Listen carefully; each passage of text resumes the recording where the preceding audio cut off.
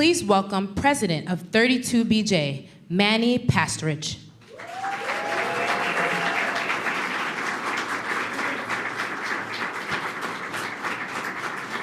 Welcome State Senator Brian Kavanaugh.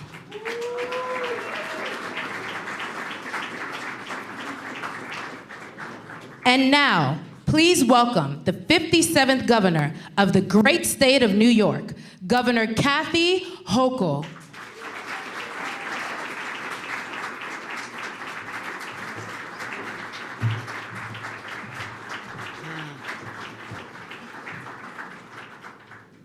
Good morning.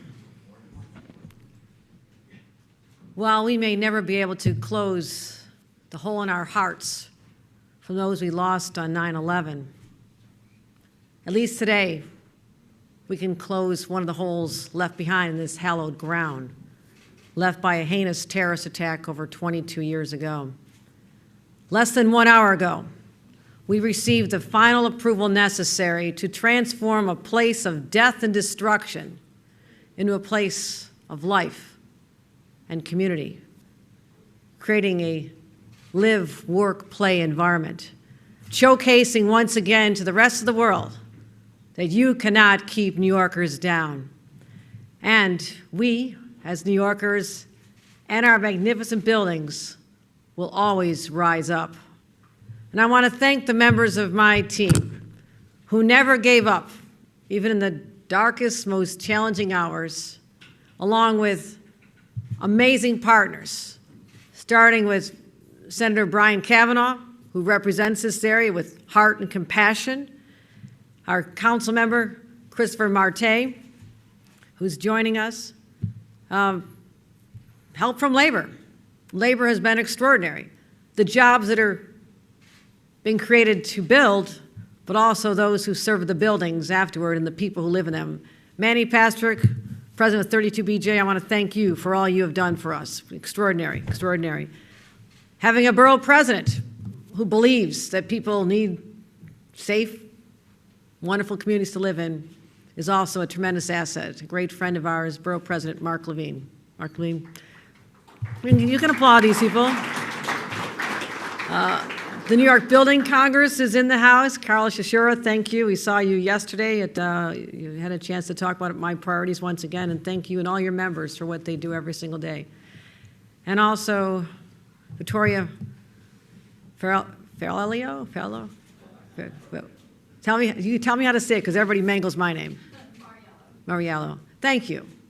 Thank you and the members of the 100% Affordable World Trade Center Coalition. I started my life as an activist. I know how hard it is, and I thank you. And directly from my team, Hope Knight, the President and CEO of Empire State Development. Hope.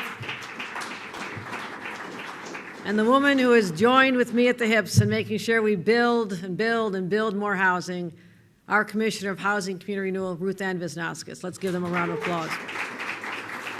He cannot be with us here today, but I also want to thank Rick Cotton, the Executive Director of the Port Authority, who's been the steward of the comeback of this site, and whose effort in the end here, and as I'll describe it, helped us seal the deal.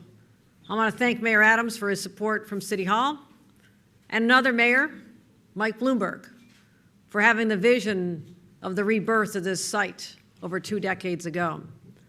As I mentioned, World Trade Center, this site holds some of the darkest memories, but also holds our brightest hopes. And from the darkness and despair of 9/11, a vision of New York that honors those we lost but builds us back stronger and more united than ever before. In the aftermath, the community, the people who had to endure so much, they came together with civic leaders, business leaders, developers, elected leaders, and they decided that we can go from a place that was known for offices and commercial space to a 24/7 community. And as a result, it went from a community of residential people lived down here, maybe 15,000, to over 70,000 in that time frame. A flourishing downtown neighborhood, the very opposite of what the perpetrators of that heinous attack envisioned. And many said it couldn't be done. Who's going to live down here? Well, it's fascinating, those who live down here and now work in buildings like where we are today the majority of whom are in their 20s. They're young. They read about 9/11 in a book in school or hear about it from older family members. But they are the ones who have seized the opportunity to redefine this place. And we are continuing to prove those who bet against us so very wrong. So 2 decades later, Lower Manhattan has been transformed, and this building is a shining example of that. But also just look at the 9/11 Museum and Memorial, the Oculus, the Perlman Arts Center opening up to the world in just a few short months, and One World Trade Center, which quickly became an iconic symbol of our skyline. And it's not an accident that it's 1,776 feet high. It was a reminder, an intentional reminder of the birth of our nation, but also the rebirth of this site and this community. Its very existence makes a strong statement that we're Americans, we're New Yorkers, and we are resilient. And today, we're taking an unprecedented step forward, reaffirming our commitment to a vibrant, vital downtown Manhattan that understands that the vitality of this great city hinges on our ability to build more housing. Let me repeat that. The vitality of this great city hinges on our ability to build more housing. And back on January 18th, not long ago, I announced a bold new approach to addressing our housing crisis here in the state. First of all, I said, I will not wait. The state will not wait, nor will our communities wait. And as evidence of that, literally 1 week later, here we are today. Another week, another major housing proposal. A proposal that once found itself on life support just a short time ago, and it's been revived. So I'm delighted to announce that, as I said, less than 1 hour ago, the Public Authorities Control Board, a major step in the process, approved a major development here at 5 World Trade Center that'll bring residential housing to the site for the first time ever. And it's not just any housing development. It'll have 1,200 new apartments, more than 6 times the number of residential units created in Lower Manhattan in any given year. And here's the best part. 1/3 will be permanently affordable to low and moderate income New Yorkers, making this the largest affordable housing development in this place. Just think about it.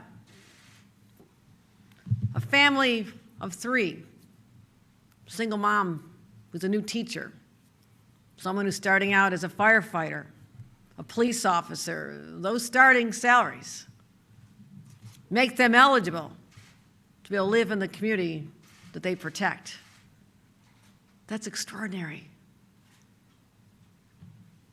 And also, we're reserving place here for those who did live through the trauma and the terror of 9/11, saying that you deserve to have this be your home after what you witness, that very few human beings ever had to endure.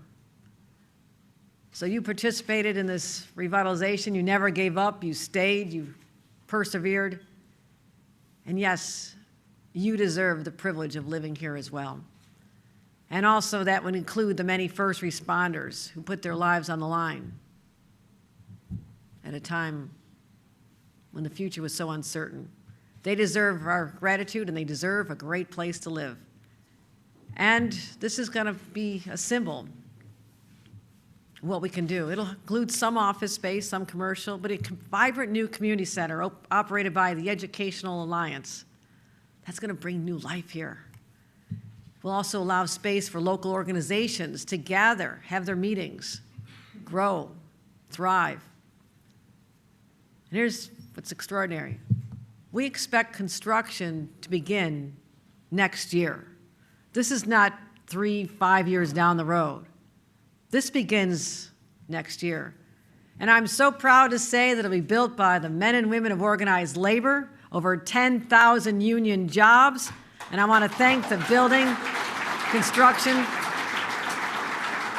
We have our steam fitters here, the Building Construction Trades Council, and all the hardworking people who are going to be here coming in. And as we witnessed yesterday, often under very dangerous conditions, but they'll show up.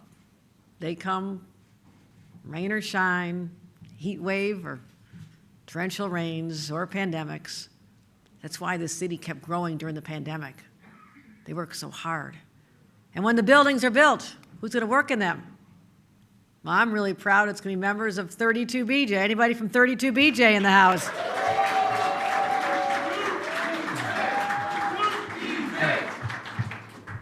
Perfectly on cue. So this took those of you who have the scars to show for it. That would be my team in particular and our senator, everyone, the developers. Took years of discussion in the community for stepping up and in going to meetings and enduring and putting up with so much and making sure you were heard. And you were heard.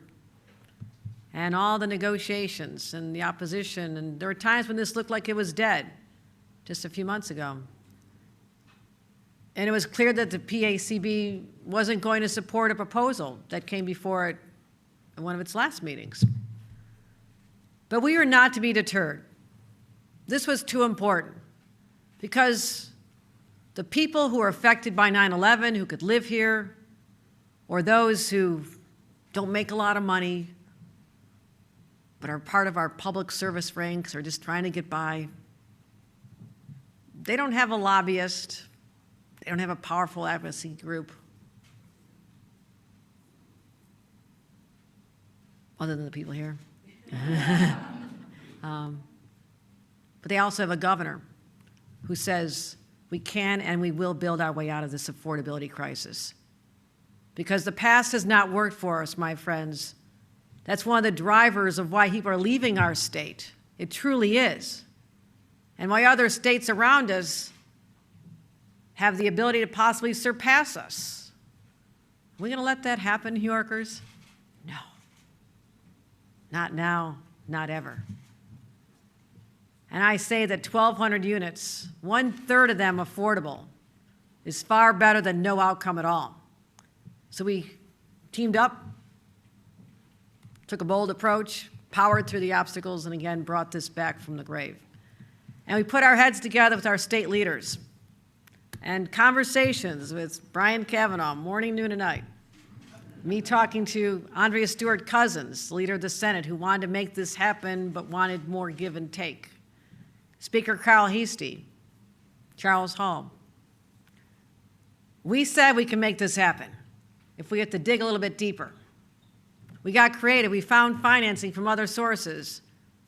$40 million direct from my administration, $20 million from the state legislature, 10 from the Assembly, 10 from the Senate, $5 million from Battery Park City Authority, and the Port Authority, foregoing some reductions in rent, pending approval of their board. I feel pretty good about it, though. We figured out the formula because we didn't walk away. We walked toward each other. And that's how we got to the right place.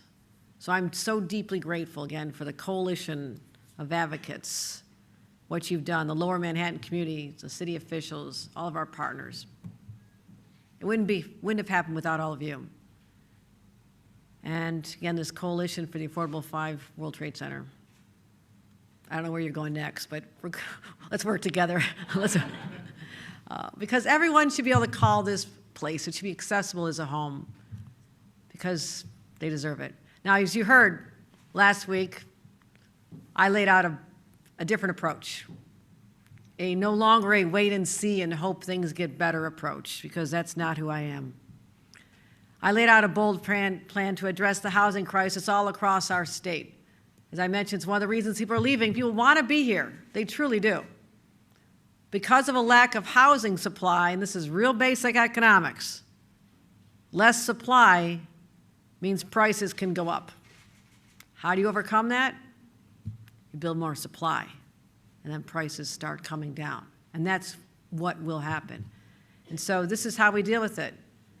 bold visionary projects like we're celebrating today, but last week I also announced a series of executive actions to promote housing growth across the state. It's not just a problem here, it's happening everywhere. A breakthrough strategy to unlock housing opportunities everywhere. You just saw what we did in Gowanus. Unlocked 8,500 residential units and 3,000 permanently affordable homes at a place that has been a wasteland. And now there's an energy and excitement, a sense of hope. We did that last week. That was a good week. How do you top that? You come here to this site. And as you can tell, there's a drumbeat. We're going to keep marching forward. Every single week, we'll find a way to build more housing because New Yorkers deserve it. I'm also prioritizing over $650 million in state discretionary funds. So a community, listen up, if you're going to say you're part of the solution and not the problem, there'll be money to help you meet your needs and your goals for your community. Make a commitment. Show some skin in the game. Start working on it, and you'll be rewarded. We're also identifying state-owned properties. Didn't know there were so many everywhere. Every time I see a vacant space, do we own that? Do we own that? Can I put a house there? Can I make that come to life instead of a vacant parking lot? We can repurpose old existing buildings. We can make new life come out of barren wastelands. Because I like to build. And we're streamlining regulations. Another barrier. Well, how long will this project take? Oh, maybe 10 or 15 years. Why is that? The need is there, the property's there, the developer's there, the community's behind it, because we put in place so many layers of red tape over years. The regulations that protect health and safety, the environment, they stay, they're good. But let's not make it such a burden that people say it's just not worth it. So that's all on top of last year's $25 billion 5-year housing plan that's intended to create 100,000 affordable housing units. So, as I wrap up, and I'm excited today. This is a very good day for New York. It's not just about the skyscrapers, although they're magnificent, the offices, the apartments. It's about the people who inhabit them. Never lose sight of that. And if you do, just walk around this floor. See the artists who are here residing, showing their vision, their image of New York, and it's so positive. People who worked here during the pandemic when there was no place to go, some of these artists are extraordinary. And now they're able to showcase their work. We're going to bring more people like that here to tell their stories, give them a home. It's the essence of what makes New York so unique and why so many people want to be here. It's about building back stronger, more vibrant than ever before. And sending one final message to the terrorists on 9/11 who tried to destroy a way of life, thought they could bring us down. But we did more than just survive. We thrived. We flourished. As you look out, you don't just see glass and steel. You see a testament to the human spirit, the triumph of hope over fear. And nothing will ever dim that beacon of hope that we provide to the rest of the world. We'll never dim the memory of those we lost. So we carry that torch of hope not just for ourselves, but for the generations of New Yorkers to come. And this building, World Trade 5, when it is complete, will finish the 20-year vision that was dreamed of at a time when others were too exhausted to knock down a dream, but we dreamed right here. We'll show the world what we're made out of as we continue to do. New Yorkers prevailed, and they always will. Thank you very much, everyone. Thank you for joining us. And allow me to bring up Senator Brian Kavanaugh, who has me on speed dial. I wasn't going to say lose my number, but you can keep my number, keep calling, because we're aligned in our objective to make this be your district so exceptional, and it truly is. So, Brian Kavanaugh.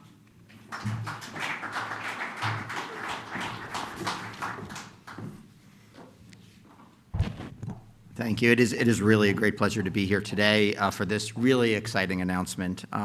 Let me begin by adding my thanks. The governor thanked many of these folks, but just the governor's, the whole executive team, starting with the governor herself. I'll say more about that in a minute, but Ruth Ann Wisnauskas, Hope Knight, James Katz, Micah Lasher, Catherine Garcia, the Battery Park City Authority, really who have been, many people have been working on this project for years and years and years, and it is a huge challenge. It's been through a lot of challenges as the economic environment has changed, and of course, those of us, insisting on certain levels of affordability and other things have made it more challenging. So we really appreciate the engagement and the work.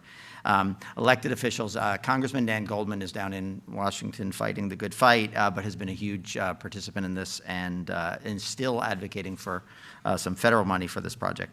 Assemblymember Fall, Councilmember Marte, Borough President Levine, the leaders of both houses of the legislature, Andre Stewart Cousins and Carl Hastie, who support and ultimately some money that they directly intervened to get to this project have been essential for this. The mayor and city have, from the beginning, actually, and even in the prior administration, insisted that there be affordability at this, and have come through at the end to fill out the resources necessary for this. The developers and the laborers and the construction industry that are still year in and year out committing to this city, even as it's gotten challenging. The governor talked about how challenging and concerning it was after 9/11 when people started talking about this community as a community that may never come back. And yet, year in and year out, people are reinvesting in our city. It is very challenging to put projects like this together. And, we thank them for their efforts and for, again, sometimes putting up with those of us who make demands that they do a little better. The community advocates, Victoria, Mariama, Jill Goodkind, Mariam is Mariam James. I don't think her full name's been said yet. Also Richard Corman, who is dealing with some health issues and can't be with us today, who did a big part of this, and the community board and Tammy Meltzer really have from the beginning said this is necessary. It's very good to work in a community. In many communities, when you talk about building affordable housing, people say, no, we don't want affordable housing. This is a community with far too little affordable housing, where people from the very beginning said, yes, we need affordable housing. We insist on affordable housing. I also want to thank my own team. This has been, a two-year process, and my chief of staff, Dan Mosher, as a leader, but especially Emily Lang, who started working with me. This was her very first assignment, was to work on this little 5 World Trade Center thing we were going to do. She's worked on it for 2 years tirelessly. She's here with us today. Thank you, Emily. So the governor has said most of what needs to be said about the virtues of this project. This is really a huge addition to affordability in a community that has, over the course of 2 decades, lost affordability at a greater rate than almost any other community in this state. Before we closed the loopholes and eliminated deregulation of the rent regulation system, this was the single district that lost the most housing there. Many of the tax breaks that were used to get people to move back to this community, to provide affordability in certain buildings, are expiring now because, unlike this project, those affordability provisions expired. This one is affordability in perpetuity, which is a critical part of this. So this is a community that needs this, and again, I'm very especially proud that we are adding with the agreement today a preference for 20% of these units. 80% of these units will be available as a preference for people who lived and worked in this community as 9/11 survivors, including those who responded and helped with the cleanup after the after the terrible disaster that we suffered. I want to just end by getting back to the main the star of this event, the governor. This is a very difficult time to take on the challenges that government faces. Increasingly, people look at the crises we face as insurmountable. Increasingly, there are incentives for people to walk away, blame each other, get to an impasse, and just move on and say it can't be done. This is a governor that has especially beginning last fall, but really from the beginning of her service, has taken on the crisis of housing and homelessness as a singular focus of her administration, who has taken brave steps to take on the entrenched interests that prevent housing all over this state, and has come to the table with very big solutions. This proposal, as the governor mentioned, was tough. It was looking like we may not come to an agreement, but it is very much the governor's willingness to take those calls and to her personal involvement in this and her insistence that we all work together and get this done that is making this happening today. So I want to thank the governor for that. I want to pledge that I will continue to work with you to make sure that we do what we need to do on housing. Please welcome to the podium the president of 32BJ, Manny Pastrich.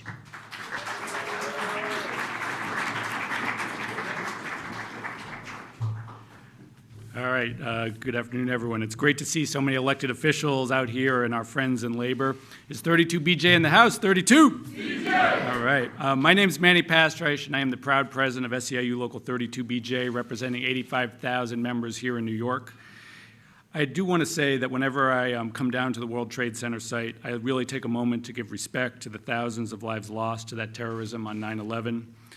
May the people who just showed up to work on that day, the brave emergency responders, the 24 members of the SEIU 32BJ family who lost their lives, rest in peace. But that's another reason that today is so important, because every time I come down here, I'm also reminded of the resiliency and the strength of this city. The imagination, the know-how, and the commitment to build and create something new. Kudos to our elected leaders, the Port Authority, the Silversteins, the Douglas Durst Organization, the men and women who built these sites and will build this site, and the men and women who protect it. People imagined what this could be, and then they've done the hard work to make it a reality, and we're all thankful for that. And as the governor said, this is the second time I've had the honor of sharing the stage with her, as she has used the power of her office to make something new, to make sure that empty lots become homes, become neighborhoods, and that we can build something new and important in this city. 32BJ is the airport workers, the door people, the janitors, and the security officers, and we keep Manhattan buildings running. But our members expect us to continue to protect and expand quality union jobs. So first and foremost, I commend everyone involved in the 5 World Trade Center site for ensuring that this project will allow for the creation of quality 32BJ standard jobs. 32! BJ. So our members, but this is the other thing that our members have to deal with. They have to live here, and even a union job doesn't guarantee that you can afford to live in the city with our shortage of affordable housing. After wages and benefits, housing is the #1 challenge that our members face, and there's no greater expense that impacts the 32BJ members than the skyrocketing cost of housing in the city. And that's another reason we're very excited about 5 World Trade Center. It's a guarantee of hundreds of permanently affordable units for low and moderate income New Yorkers. This is a wonderful example of how the city and state can build affordable housing, can build housing, and create good quality jobs. And I commend everyone behind this project for also committing to offer those units to people impacted by 9/11. There's no doubt we have challenges ahead of us, but today we have an example of something right. 5 World Trade Center is part of the solution. We need more Gowanus redevelopments. We need more 5 World Trade Centers. We must have permanent solutions for our housing, for affordable housing, and good jobs, and the governor is providing the example of that, and we thank you. We also thank Senator Kavanaugh, Assemblymember Hall, Congressman Goldman, and Borough President Levine for their tireless work to make sure that the affordability hits the right marks.